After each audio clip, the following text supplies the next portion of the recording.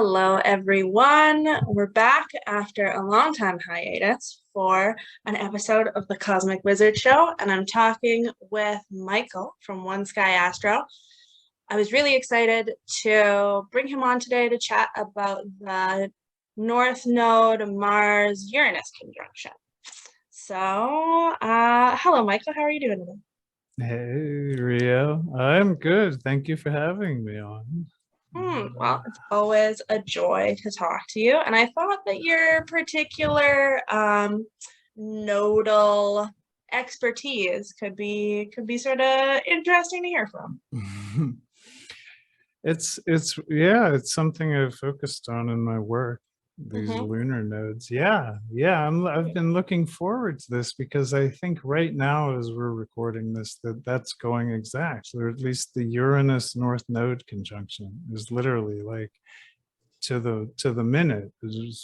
I think it was actually that happened while we were talking, warming up for this, sort of just chatting, warming up for this podcast. And as we're chatting, the new moon is going to be activating it conjunct as well, right? In about I have in my time zone right now it's 1:38, and that new moon will happen at 1:55 this time zone. So we're at a pretty lit time to just commune and be talking about the heavens. So right on. I know you mentioned in your most recent lunar cycle video that there's probably going to be a lot of hyperbole surrounding this particular events. Do you want to touch on that at all? I did say that, and I just I feel that the nodes are subject to a sort of like a little bit wider spectrum of understanding within different schools than some of the other different schools really view them in very different ways, for sure. Oh yeah. So you have the inner planets, and we have this sort of like, strain of wisdom that comes through Mesopotamia, Egypt, Greece, these sort of strains. And we sort of have like the sun, the moon, Mercury. We have those down. And then in the Vedic tradition, they have very developed knowledge of the nodes. But then, I've just noticed that there's a little bit of confusion sort of fitting around the nodes, because the nodes tend to sort of confuse or distort things. They eclipse things. They keep things from fully manifesting, fully radiating or shining. So when I said to the viewers of my video to be sort of aware of hyperbole, I think I've seen some stuff that just seemed a little bit, I'm not going to call anyone out, but I'd say there's some sensationalist kind of information, because Mars is a very vivid, dynamic actor, and in Aries, he can be, very forceful. And then we bring Uranus, this like radical change in the North Node. And at the same time, in that same video, I was also giving sort of some honor to why that hyperbole might be there, because this is a really forceful kind of it's just very dynamic. I use the word dynamic. Yeah. That's a good one. And I'm curious, I know that you give a lot, because you practice evolutionary astrology, right? And so that gives nodes quite quite a strong place when you're reading charts and stuff like that. How does that differ from when you're looking at them in transit instead? You feel that like the world, it's the world's chart, and they're still holding that same sort of place of honor? That's just it. This is collective, right? This is the nodes collectively. So I was going to say interfere, because that's sort of what the nodes do. They'll interact with people's individual charts, right? We all have our own individual nativity, and the transits as they are interact with each of us in different, ways. But when we look and we say, oh, there's a north node in Aries, there's a north node in Aries and the south node in Libra right now. Yes, Yeah. I think so. And you know, we can say collectively that the nodal axis, the axis of sort of, and we can get really specific about what the nodes represent, but without doing that, we can just say a north node in Aries is like a collective evolutionary sort of lurch or an urge, right, towards, I mean, let's just say towards Aries things. And then we have Mars and Uranus there, so this is kind of coloring it. But Aries, you know, everything that we know about Aries, right, it's fiery, it's expressive, it's about self, it's very self-interested, and to that Very end instinctual too, right? very core, not a verbal process, pre-verbal, just, you know, just gonna go for it. Yeah, and not So even there's necessarily, one thing that I think about Aries energy too, you know, is very much that like it's the seed in the dark. It doesn't necessarily know where it's going, it's just going. it's just going, that's Yeah, just and it. that's not Aries, gonna, right, not knowing right. isn't gonna stop it. It's just gonna give her, you know?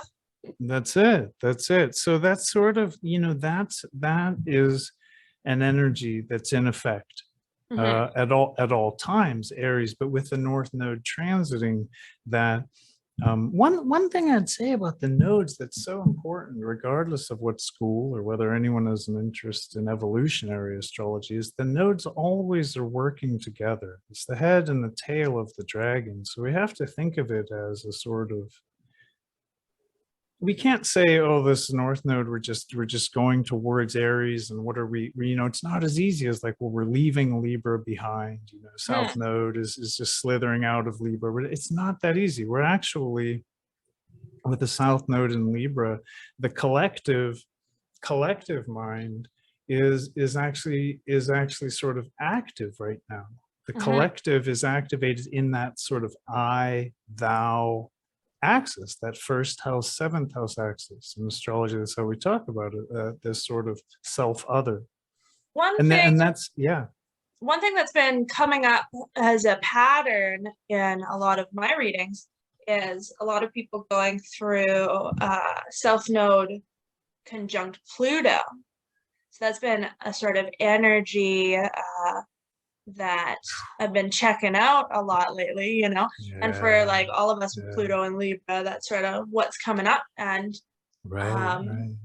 you know, it seems like the South Node, it seems like there's actually a little bit of resonance between the South Node and Pluto in the Incredible sense, resonance. you know, like that they kind of like care, like they care about your like evolution, but not your feelings, kind of, and they'll come and they'll take stuff away from you that'll seem like a loss that isn't necessary, that like might be for your own good, but it like seems like a loss, you know?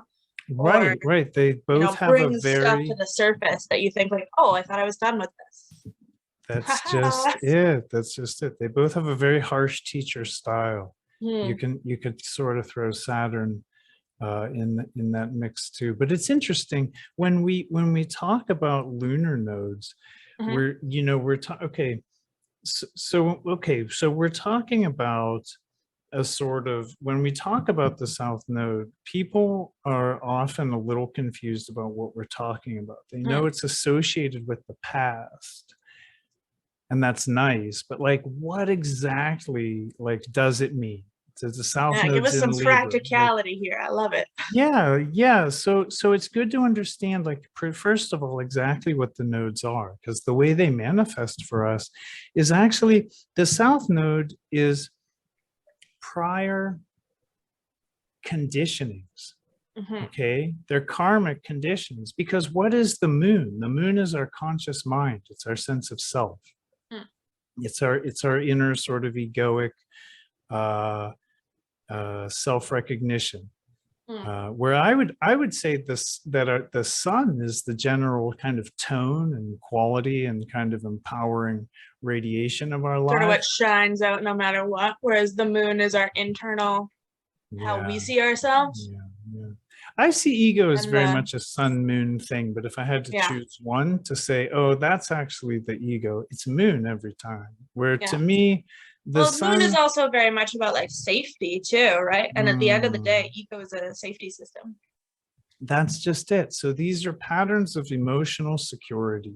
Hmm. These are things that worked for us in prior lives. When we have South Node, and we look at South Node, what we're seeing is, and some South Node is going to be active because it's a kind of hangover from prior conditions that hasn't exhausted its kind of resonance yet. It's just still echoing through time.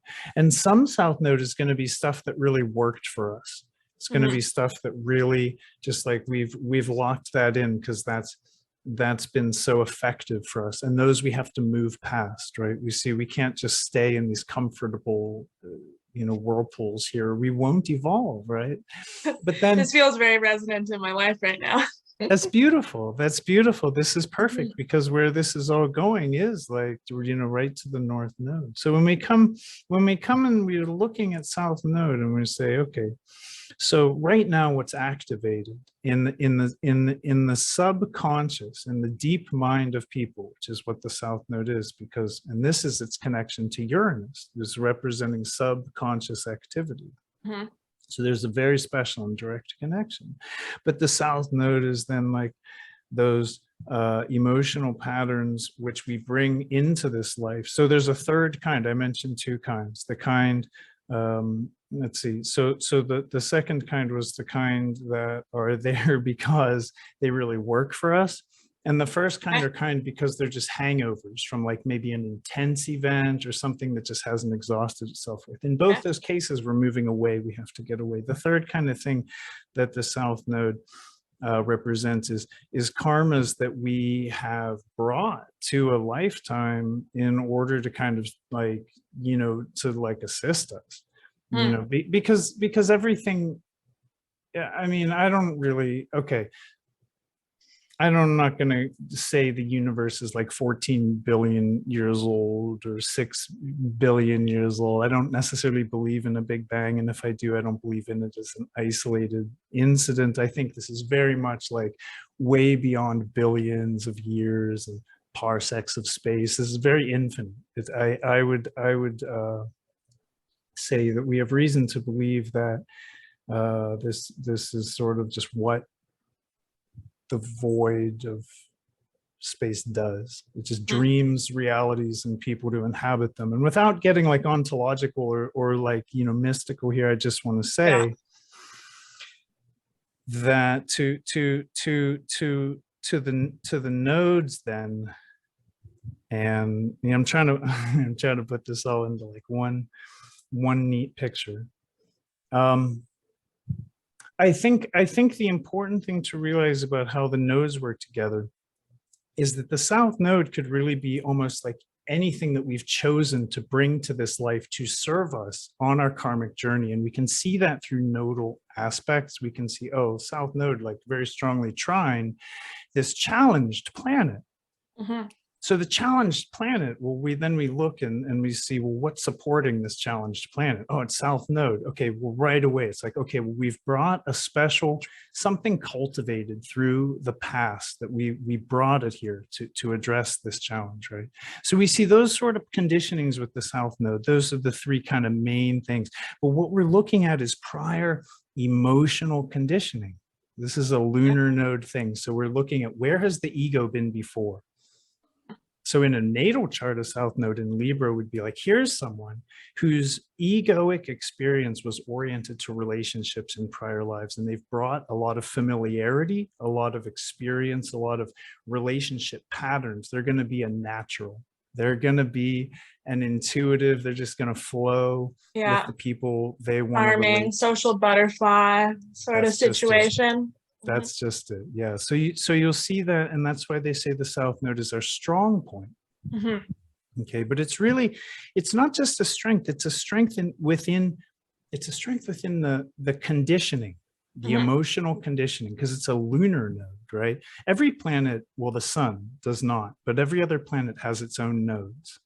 Mhm. Okay, so we Okay. can see Yes. where these planets have been and where they're going. and how that interacts with an Okay. individual's chart. And that's a whole other conversation. But Yeah, think of that's a that. whole huge other thing. It's huge. It's Yeah. huge. Okay. So Uranus has a north node and a south node. Mhm. Okay. It has its own karmic journey through time, but we're talking about lunar nodes. Yeah. And they're the big ones. So we're talking about patterns. So the moon is in our present life, our emotional conditioning, our needs for emotional security, how we meet those, our patterning, our whole thing. Mhm. And then the north node is just what is developing, what wants to develop out of that. So the way the south node, to bring this around, the way the south and the north nodes work together is that the north node is actually an appetite for patterning. It's an appetite to sort of like lock something in, to stamp something in that doesn't really, like, it's just unpatterned. It's not that it's not there. So everyone has Aries in their chart. Everyone has some relationship with Aries. Everyone has a Mars. It's like, at what point are we just spiraling through infinity, like sort of repeating the same sort of like, archetypical, Yes. situations. And then, now we're getting ontological again. But just to bring it to the level of everyday life, the North Node is just simply that patterning that wants to happen. It's an appetite for evolution. It's drawing the evolution forward, and it's drawing the egoic expression forward. So as a life, as say in a natal chart, we saw, today I believe moon's in Cancer, and the north node's in Aries and south node's in Libra. So if we saw that in a natal chart, we could say, well, this Cancer moon, is actually, there's a north node in Aries. So what the Cancer moon is focused on is learning, developing these more like non-Cancer qualities, because we know how Cancer and Aries compare, right? And we know that Cancer has problems at times with taking care of itself. It'll take care of everyone else to the extent of itself. This is very I think that is like also one of the greatest medicines of Cancer, actually.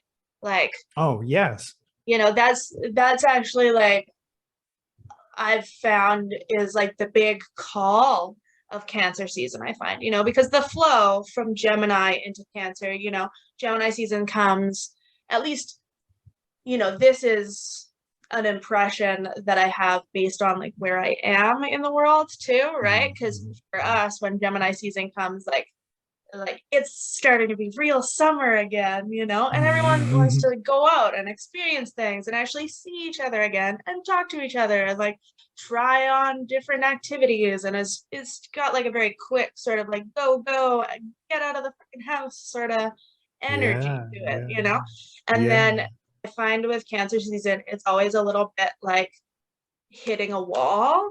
And two, also, like I'm a fairly introverted sort of person, right? So this might land on me a little more heavily. But I always find Cancer season is like hitting a wall where it's like, whoa, I gotta actually slow down for a second. And, it's like Gemini season was a time of data gathering, whatever that was, and just being like open to experiencing all the new things. And then Cancer season comes and is like, you can't just always be taking in information. Now you got to integrate it. You got to take the time, have a nap, make yourself some food, do something that's actually like nourishing to yourself, so that all of this information has a time to settle in on itself and actually be used instead of just gathered. Do you know who Masaru Emoto is? Dr. Masaru Emoto, who did the water crystal research? I do, yeah. I was just I saw one of his books on a shelf the other day, and I was like, I should get that when I haven't just gotten like all of the books. Yeah, that one to me is really third house, fourth house cusp. We're taking the information and we're imprinting. And that's what, and so this is the moon, it's our inner waters, and we're imprinting them, right? And when we really spend a lot of time in patterns, we really spend quality time at the imprint, like it actually sticks. It's water. You think this is just gonna, and it's an ego. It's gonna take whatever form that is needed, that's a container forms. We put on this ego to move through this journey as souls in a bigger, in a sort of top-down view of this thing. But from inside the ego, that's sort of what wants to happen. When we see the North Node, we see the imprint that wants to take. So we could look at it a lot of ways. We could bring the alchemy of Aries and Cancer together a lot of ways, but please, yeah. But so we talked a little bit practically about what it means, South Node in Libra. What would you say in a more like, how do you see this North Node in Aries actually playing out in real life? In real life, I think it's going to draw people forward in a very instinctual way. I think that this phase, whatever it is, of collective evolution is likely to be a little impulsive, a little brash, a little maybe thoughtless, like not as much premeditation happens when we see these kind of things come together, like North Node in Aries. We're seeing the sort of movement forward, the collective, like because the North Node is always the appetite that's drawing things forward. And when we see a collective appetite drawing things forward in an Aries way towards Aries, if your question is, how do I see that, or what just how does that strike me?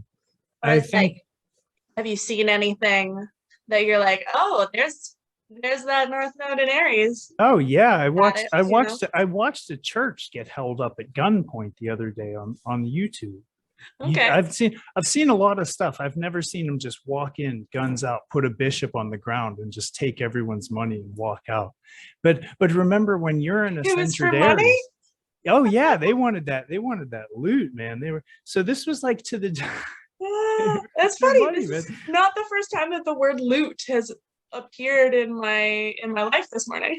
Oh, that's an interesting coincidence. But I'll tell you what, when Uranus entered Aries, and it was in critical early Aries, Notre Dame spontaneously burned. And when Uranus hit, yeah, okay, sorry, go on. It's okay. Okay, when Uranus hit Hamal, Alpha Aries, that church it was like a middle collegiate church in Manhattan burned, which was as old as the United States. The bell in that church rang in 1776, that is. So there's some sort of a church theme happening. Well, that's the thing, like Uranus in Aries right now doesn't seem to be very keen on these old school religious institutions. Yeah. So we started, and so you asked, like, have I seen anything? Have I actually seen? And I'm seeing, as Uranus hits the North Node with Mars in Aries, it was I think yesterday or today. I actually don't remember, but it was yesterday. You'd think I'd remember something like that, but I just turned it on and it was like a YouTube ad. It was like a bishop and congregation robbed at gunpoint. And I was like, that's Uranus. That's Uranus North Node, Mars in Aries. Like, and here in Canada, now that you're mentioning that there's this like theme about religion, there's a huge story being played out right now. Like the Pope is here to visit, and like it's a huge deal. They've shut down highways and stuff, and that's very much about like dealing with the consequences of past karma, right? Because he's here to apologize for the residential schools. That's right. That's right. Which is interesting. I could say some stuff about that, but there's definitely some like martial feelings going on about that because I can't imagine to discover that that had happened. I mean, even to a peoples who have endured so much and so resilient as First Nations peoples, there's that's absolutely like disgusting, despicable. And it's been a really long time coming. I actually found out about this sort of stuff in 2021. I moved to Victoria. And I was like, ooh, doing the sightseeing thing. And they had, in the museum, they had like official documents from like high generals back to the crown, or you know, whether it was like the military or agents of the HBC at the time. I can't quite remember. They were very much the same, really. But full on letters being like, oh, this smallpox thing would be really useful, you know? Yeah, totally. I was it like, goes back to Columbus. I mean, not to yeah, not to just change lanes, but it does. That Columbus is I don't think he wrote much for himself. I think he had a sort of like adventurous secretary, someone named La Paz, who wrote sort of transcribed the things he said. But he was like, oh yeah, these people, it'd be really easy to just kill them all and take their land. That was his approach. And my thought was, if this is what they will put in the museum, if this is what they are admitting to fully, like what else happened? So that sent me on like a rabbit hole. And the truth of the matter is that, like, you know, just because we, as like the general public of Canada, didn't know that this had happened, they fucking knew, that's for sure. Pardon my language there, but I feel like this calls for it. Sure. You know, so it's wild. They've only looked at a handful of these buildings, and like we can be relatively sure they'll find the same thing. Sure. All over the place. I guess what is my point to all of this? Well, it's a great segue to Uranus. If you know, it has been, for a lot of people anyways, a very sort of like shocking revelation. And this like Pope visit has been huge. And for some people, you know, for folks who this actually happened to, like, they deserve an apology. So, at least, you know, I can't be like, oh, this is, but there's a lot of feelings from, especially I think more the younger generation, right, that are quite martial, that are like, what the fuck, an apology is not enough. That sure. That is, I think, relevant too. But it's interesting. It's interesting that this like religion is a theme. I suppose it comes after Pisces, right? Well, I mean, it is interesting that it plays out religiously. I don't see that as actually having as much to do with the sequence of the zodiac. Just me, as I see it, maybe more specific to maybe even just, I mean, you have like synastry between the church as an institution and Canada as a nation. You just have so much. But I do think that the words that you use is like, it was a shocking revelation. Yeah. Okay, well, that's a Uranus word, and then there are the younger generation who are, you know, feeling a little more, maybe more Martian about it. And we do see these archetypes playing out in the idea that Uranus is always shocking and disruptive. Yeah. It's the urge. So Uranus is really the urge to liberate, which means to decondition, right? So within the frame of history, the church accounts for a lot of that. That's exactly it. So sure. We can think of Uranus as a sort of pair with Saturn, where Saturn is conditioning and Uranus is deconditioning. Capricorn is where we develop all these structures. And then in Uranus, we sort of find like, that's gotten a little bit tight. I need to break out. People talk about Uranus in all kind of ways. I love when people classify Uranus as a malefic or a difficult planet and then skip the rest, because the rest is, it's the urge to liberate. It's the urge to individuate, to be free Hmm. of, Which and has some definite resonance with Aries energy in general, right? Maybe not necessarily the yes, free, but yes, the urge to that individuate, you know? that's just it. That's just it. And this is where we can take a little step back to the comment about hyperbole very early in our conversation and Mm. say, now I hope everyone can sort of see how this situation is very ripe for hyperbole, because Mars and Aries are super dynamic. They have a violent reputation, and rightly so. They're rude, they're crass, they're brash, they're forceful. And then Uranus comes through, disrupting things for the sake of really the highest good. Uranus can see the vision of what Mhm. things maybe could be, Oh, and you have this all accelerated by the North nodes.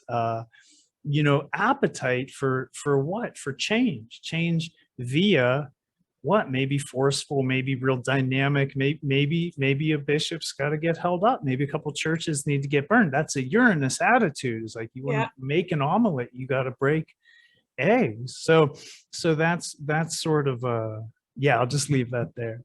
I was reading a book about Uranus recently, and a couple things stood out to me that just like pinged a little bit as you were saying.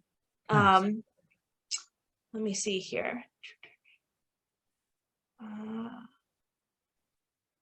Basically, and it's from the book Alive and Well with Uranus by Bill Tierney, uh, Oh yeah. who's a Canadian astrologer who I really like, Mhm. who I happened across his work sort of accidentally. But he talks about how, like, within the mythology, there's not really like there's nothing really so much about his personality or anything like that, and really not much to relate to on a very human level. And in that way, it's like really quite, as an energy, quite Mhm. impersonal. And he It talks is. about That's it. how, Yeah. he gets together with Gaia, or like Mother Earth, Mhm. and sort of gets a chance to become a dad. Mhm. And and really, like, he doesn't connect with his children at all. They're sort of Mhm. monstrosities. Mhm. And he makes the link of um, Uranus really having this ideal for the world and how it wants things to be, and also like the real world manifestations of those ideals never quite living up to the ideals, Mhm. and always just sort of like, ugh, okay. Mhm. Which I Yeah, find I like love all that. is like a little bit of the rub with Aquarian energy at times, and Mm. maybe Mars is good for this, right? Mm. Because like it's tough. And I feel like this is really a theme of our life at this moment in time, is that there's a Sure, lot of yeah. different ideals, and there is a desire for the world around us to really like perfectly match this ideological purity Mm. in a way that there's just too many variables. It'll never quite line up, but I feel like Mars is given some energy to like not really get caught up on that so much and just like push through anyway a little Mhm. bit. I don't I know. I hear don't know where I'm that. I going hear with that. this, but No, you don't. That's the thing. No, I want to take a little moment just with that. It's like a little learning moment there. I want to just take the pressure off you to feel like you need to be like definitively right. If we're mhm, just talking about archetypes, we're talking yeah. about how Mars and Aries might be, Hmm. how Uranus, North Node, Mars, Aries might, and then we have to bring in the South Node, which is where I see a lot of the idealism also coming Mm. from. You have a Uranus North Node, but South Node is in idealistic Libra, where Libra is always lofty. Uranus very lofty, yeah, yeah. Uranus doesn't come through like, see, the inner planets, Sun is like my sense of purpose and power and radiance, and the moon is my sense of self, and Mercury's thought and communicate, and and then you get out to Jupiter and Saturn, and it's like sort of some of it could be mine. Yeah, Jupiter, my hopes, my dreams, my visions, Saturn, my order, my structure, but we're getting more abstract, right? Mm-hmm. We're getting more abstract. It's not as discrete. It's a little more, they're also social forces. They're also like impersonal. They're like they're sort of at border country forces. Mm-hmm. And by the time we get out to Uranus, even though Uranus is a visible planet, by the way, but by the time we get out there and we see, how does Uranus manifest? It almost on its own, we're into the realm of the subconscious, right? We're actually not conscious of Uranus until Uranus touches one of the things that has to do with consciousness. So people with Uranus Mercury contact, they'll have a lot of genius. They'll have access to just information that people don't have access to because their conscious mind is connected to that deep subconscious. So things they've known, and just I've got a lot of Uranus contacts. So I think maybe that causes me to personify it a little bit more. I don't know. I would say a lot of contacts indicate those. Any contact with Uranus indicates something that could change, is likely to change. Uranus by sign and house is like where you're going to change. Okay. Where you're the beginning and middle and end of your life will represent, an arc of I differentiate between change and transformation. I say transformation is Pluto's. That's a total change into something different. Yeah. But just when we're talking about non-transformative change, we're just talking about change. We're like, a chameleon can change, but it's still a chameleon. The caterpillar transforms into a butterfly. So Uranus is this kind of change. And I see it acting in people's lives to, as Uranus is in a sign and house, that indicates that person can or will change there. Even if they resist it, that's like where change is likely to occur. But then when you have contacts with Uranus, anything contacted by Uranus is subject to change. And as Uranus transits and things transit Uranus, it's going to hit on that. So if you have, that's what it is to have an activated planet. If you have a lot of Uranus contacts, you're an activated Uranus person. I have Uranus in a critical degree of Virgo, and it's my chart ruler. I'm Aquarius rising by modern rulership. So I am also a Uranus person. And in my life, I'm also a Pluto person. So, my life's been marked by really radical forces of upheaval and transformation. Even it's as if I have an urge in me. Consciously, I can notice that I'll have an urge for stability and to keep things nice, right? This is comfortable. I don't want to disturb it. But then from within, like from some chthonic level of my being, from some kidding. Right. Some force of my psyche will just come up. Be like, oh, hell no, child. We're going on a new adventure today. And it's new adventure time. Yeah. I love that. That's just how my life's worked. And that's, I think, a lot of Uranus, a lot of Pluto people. Well, it's interesting. It's interesting then to think of it like this. And, for me personally, I don't really think about religion too much just because it wasn't super part of my upbringing.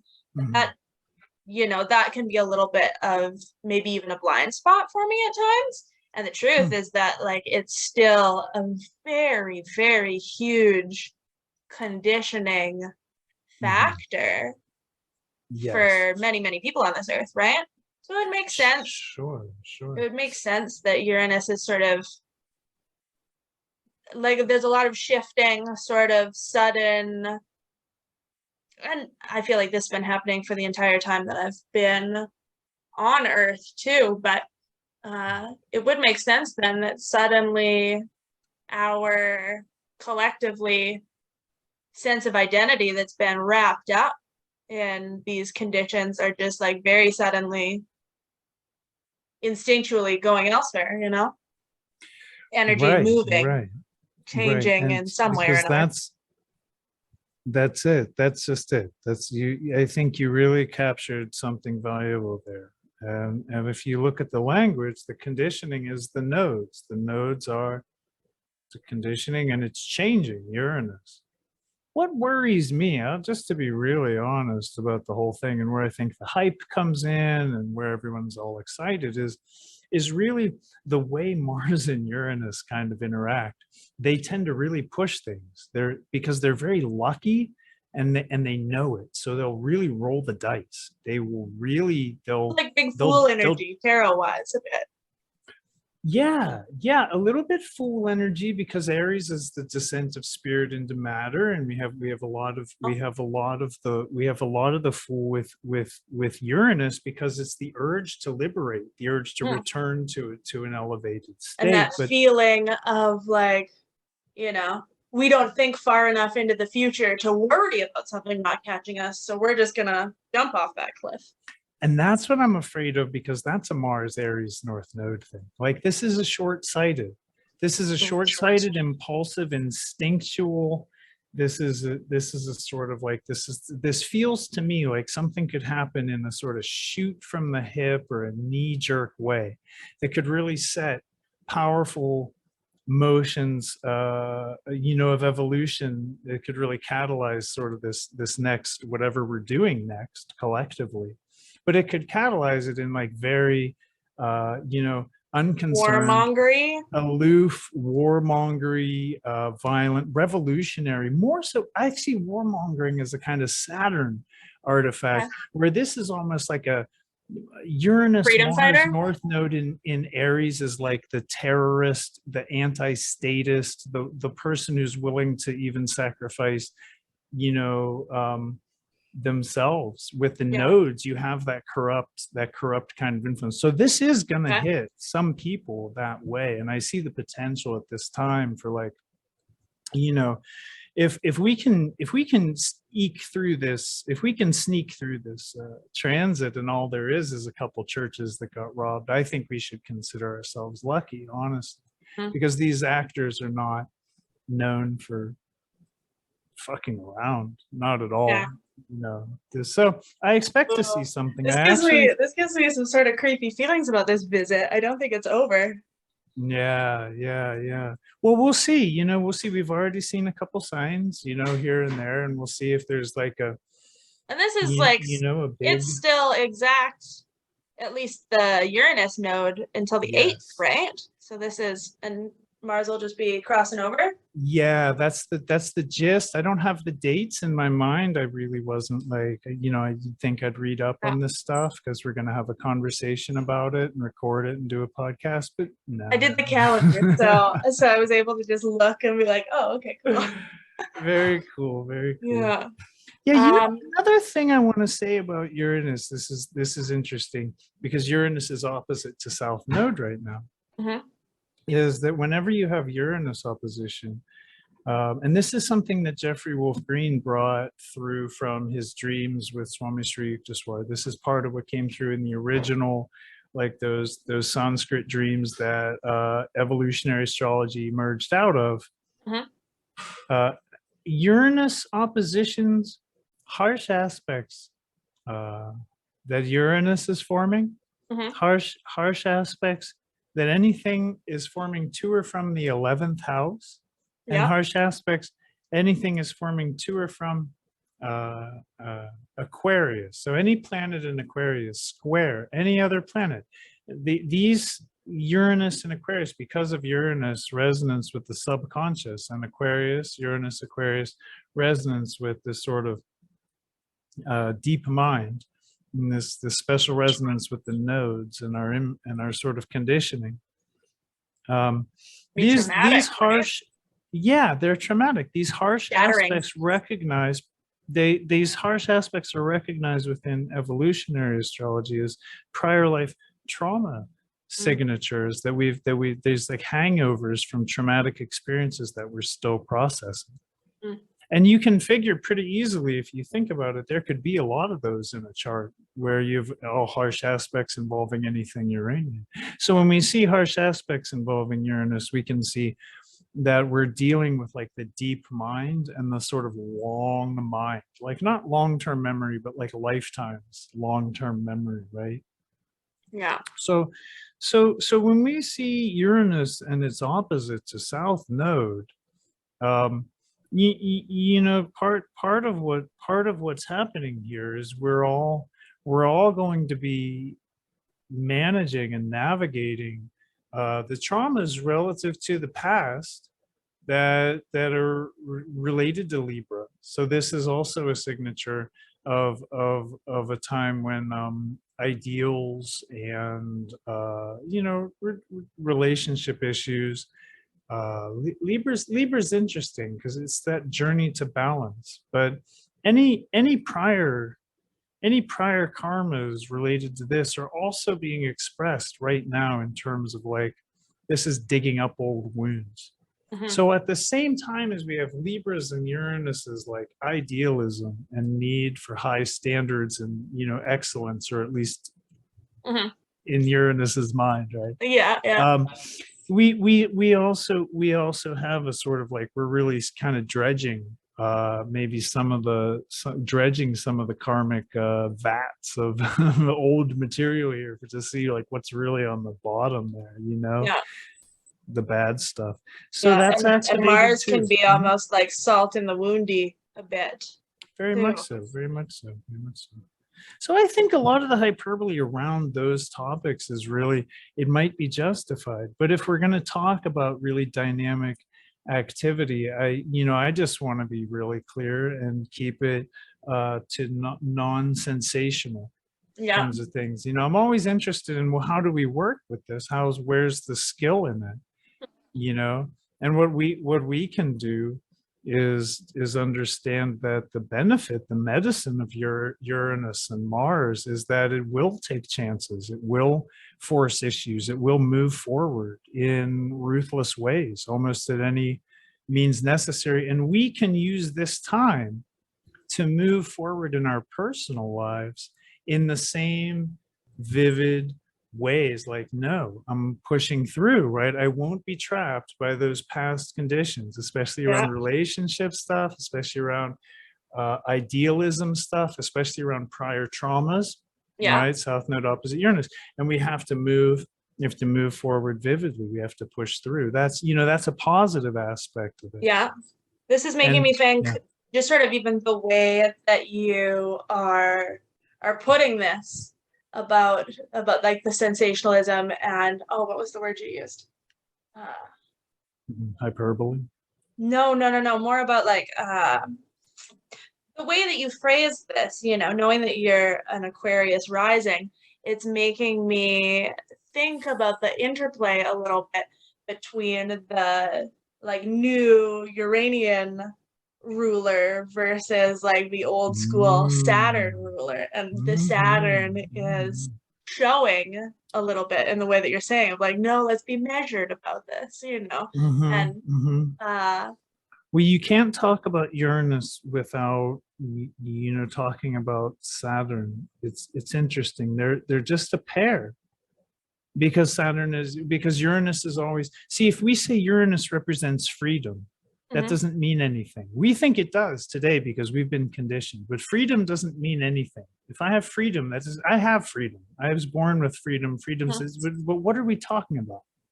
When we talk about freedom, we're talking about freedom from something, right? Freedom implies a prior restrictive sort of condition. limitation. That's right. And now we're free from it. If there is no prior existing limitation, there is no freedom. We just call that being. We call that reality and living. So there's always, when we talk about freedom and Uranus, it's always in context of freedom from what? And in most cases, freedom from Saturn's, right? Yeah. Right.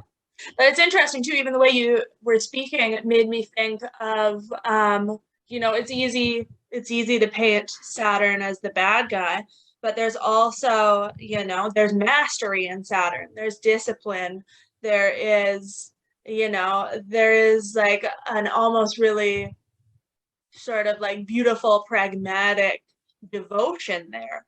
And to think It about is. that in the Yeah. sort of light of Aquarius, you know, there is both of those things at play. There's the idealism and like a little bit of perfectionism, and you know, nothing's quite good enough. But also, there is like the discipline to keep trying to make a better world regardless.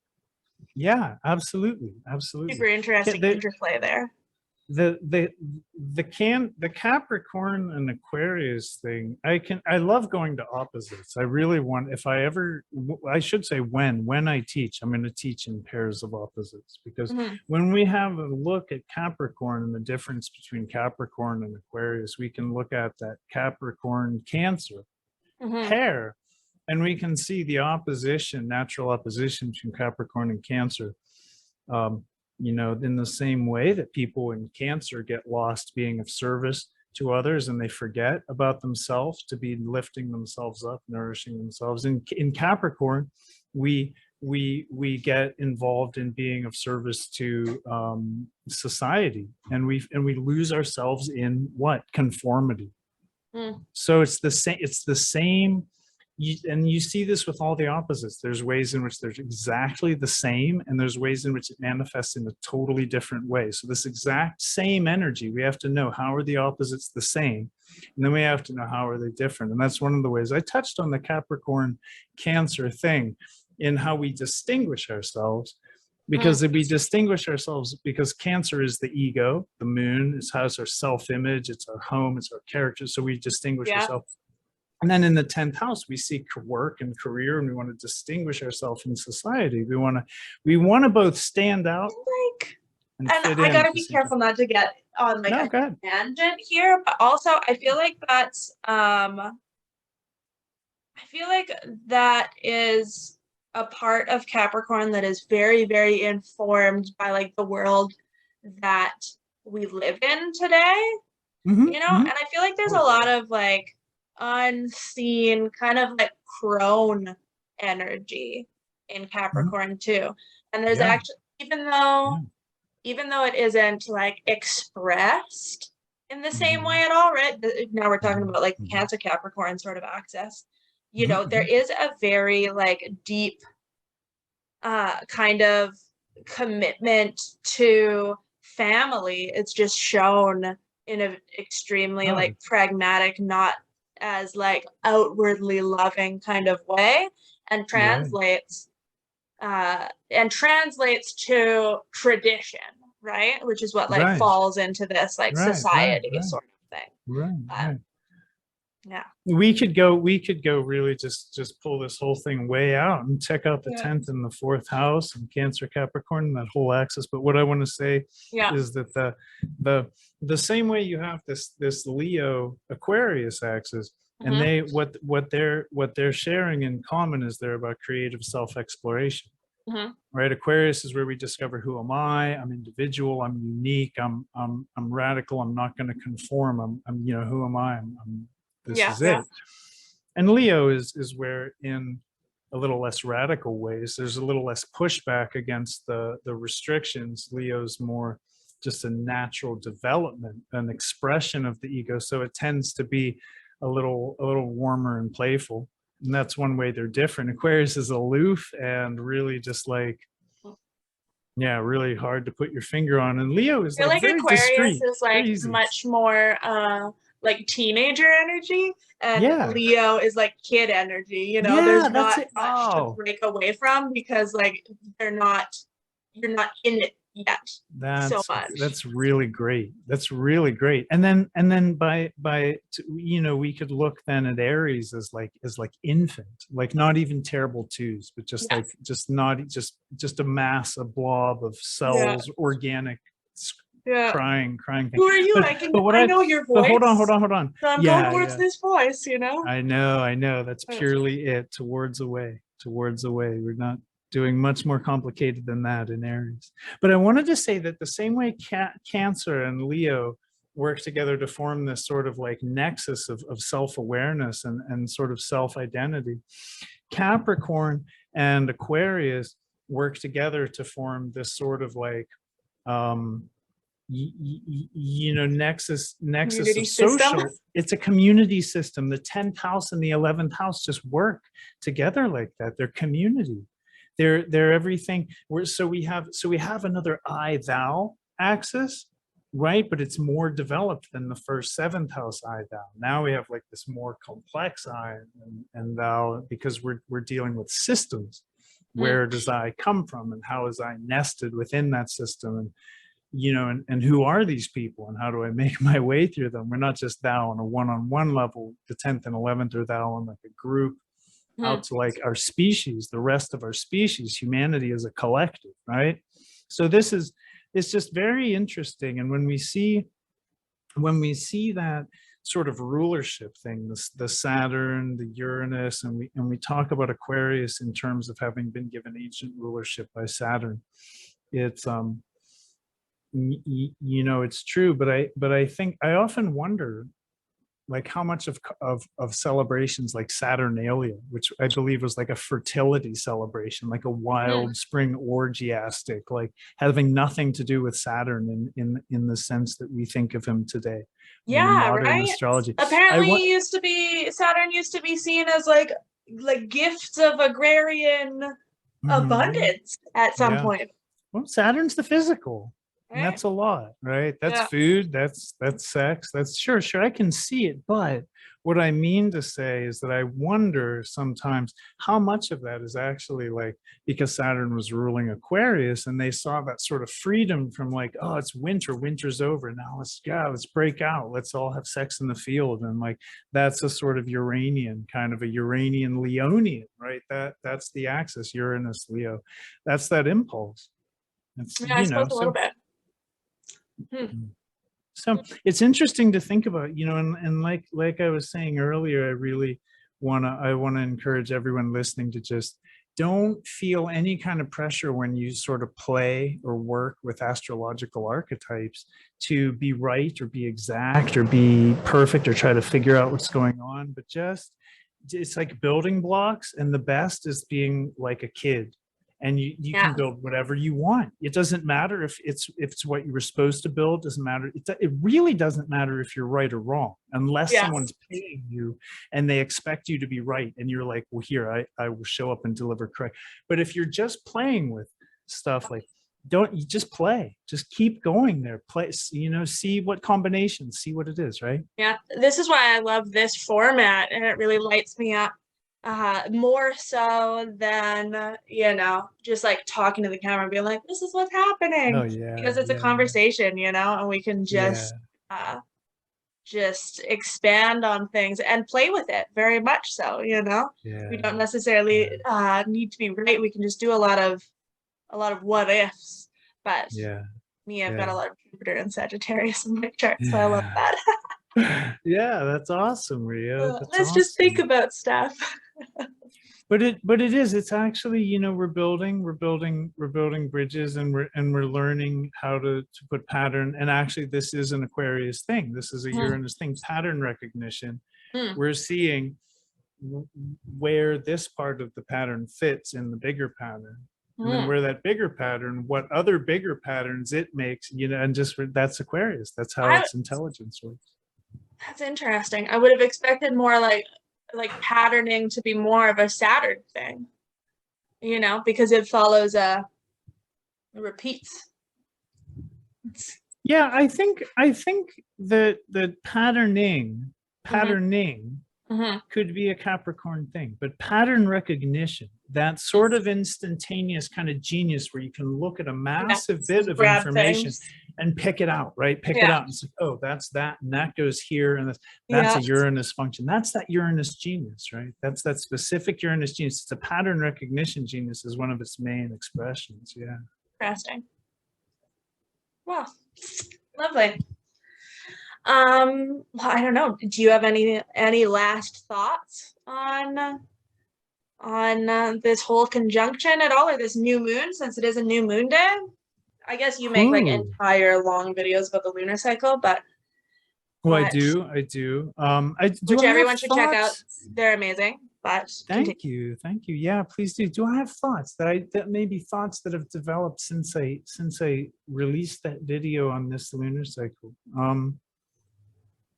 Well, I just want to say, I think when we have like powerful alignments on the new moon, it's going to act as a template. It's gonna condition the whole cycle.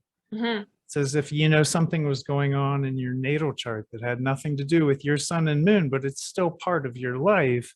This lunar cycle especially is just going to be just marked by this Uranus North Node. And what Uranus and the North Node share is like a really compelling appetite for the future. They Mhm. want what's going on right now to become obsolete. That's why no one likes them. That's why they're difficult. So right, because everybody, like this, like I was saying, we want to keep things the same. They work for us. We want to keep them stable. Yeah, yeah.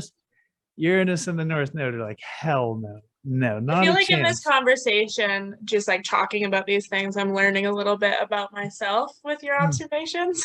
I love that. I feel like this like difficulty is something I've been coming up against this week, but Cool. Well, you're you know, right on time. That's I know, wonderful. right? One Yeah. thing I think too with this, like just like the suddenness of Uranus energy and like the cutting quality that Mhm. Mars Yeah. can have Yeah. in Yeah. tandem with this new moon, Mhm. for folks out there, don't be surprised if like if suddenly there's big feelings, maybe Mhm. things that, you know, because Cancer is very visceral like that. In a lot of the other signs, we can process things like mentally and all of this, and Cancer will sneak up on you with everything going on too, and be like, "Oh, time to feel this." It might be Yeah. something from your subconscious that you haven't Yeah. thought about in a while, or Right. Right. you know. And two, I think there's like some pretty intense Saris activation, like with that Can in you? Cancer. Just be able to hold yourself through that. It's okay. Cool. Cool. Yeah. You cut out for a moment and I missed it. So I don't know if you want to say it again or just let it go. If you caught it, the recording, we can just let it go. Um, Well, maybe this I, is just an invitation to say it again then, yeah. which About the is, Saras. Yeah. you know, um, give yourself permission to hold that and hold space for any feelings that come up. It's okay. Right. It's Right. okay if Right. you're feeling things more deeply than normal. Yeah. Hold it. Then that's an awesome Cancer function that the waters of Cancer can just be put in any container and they just stay water. They don't, judge or accept. If there's dirt in the container, the water cleans it nourishes it, kind of rinses it. If there's not, the water doesn't care. It's not, it's just the Cancers, the emotions of Cancer is as vivid and intense and deep and powerful as they might be. It's the strength of Cancer to encompass things emotionally. So this is the season to feel those feelings. And I just got a sort of inner visionary image of like a almost like a surgical kind of cutting, like removing, like with that Mars Aries cutting and that Cancer cycle that we may have the opportunity to sort of perform or have performed on us if that's the case. Some Hmm. psychic sort of surgeries, maybe some emotional surgeries, removing, maybe getting in and incising some of Yeah. this. Yeah, for sure. Well, lovely. Thank you so much for talking to Oh me today. It's man, always lovely chatting with you. you're so welcome. You're so welcome. Thank you for having me on, and I wish your cosmic wizard adventures just every beautiful wind at your back and Hmm. every Hmm. success. Yeah. And I wish the same to you in your life and all of that.